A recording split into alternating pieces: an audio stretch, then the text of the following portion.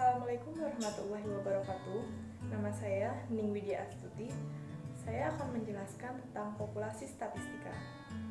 Populasi merupakan kelompok elemen yang lengkap yang membuat peneliti tertarik untuk mempelajari objek penelitian. Elemen populasi merupakan satuan analisis. Misalnya adalah mahasiswa UNES, mahasiswa kelas manajemen A. Lalu, populasi merupakan himpunan dari semua hal yang ingin diketahui oleh peneliti. Karakteristik populasi berdasarkan jumlahnya ada dua.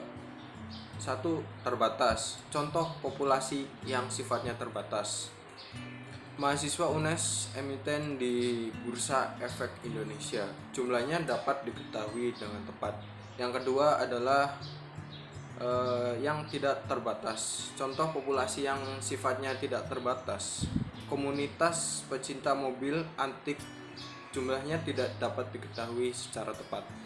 Karakteristik populasi berdasarkan sifatnya ada dua, yaitu homogen. Contoh populasi homogen, mahasiswa UNES, usia tahun masuk tidak terlalu bervariasi sehingga populasi dapat dikatakan relatif homogen. Yang kedua yaitu heterogen. Contoh populasi heterogen, mahasiswa perguruan tinggi swasta, usia tidak menjadi syarat masuk. Perkenalkan, nama saya Oktavia Cahya Mutiara. Saya akan menjelaskan tentang sampel. Sampel adalah himpunan bagian dari populasi.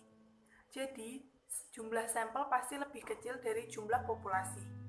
Jika jumlah populasi kecil, maka seluruh anggota populasi dapat digunakan menjadi sampel. Manfaat menggunakan sampel yaitu, pertama, dapat menghemat biaya, tenaga, dan pikiran. Yang kedua, data lebih cepat diperoleh dibandingkan meneliti populasi secara keseluruhan. Yang ketiga, sederhana sehingga mudah dilakukan. Yang keempat, memberikan keterangan sebanyak mungkin dengan biaya seminim mungkin. Contoh sampel yaitu, pertama, survei penggunaan media dalam jaringan siswa dan siswi SMA sebelum dan sesudah pandemi. Yang kedua yaitu survei mahasiswa manajemen A tahun 2009. Assalamualaikum warahmatullahi wabarakatuh. Saya Muhammad Iqlan Susapakti akan menjelaskan tentang perbedaan sampel dan sampling. Sampel yaitu merupakan objek. Dalam survei disebut responden. Sampling merupakan proses penentuan siapa sampelnya, berapa jumlahnya, dan margin errornya.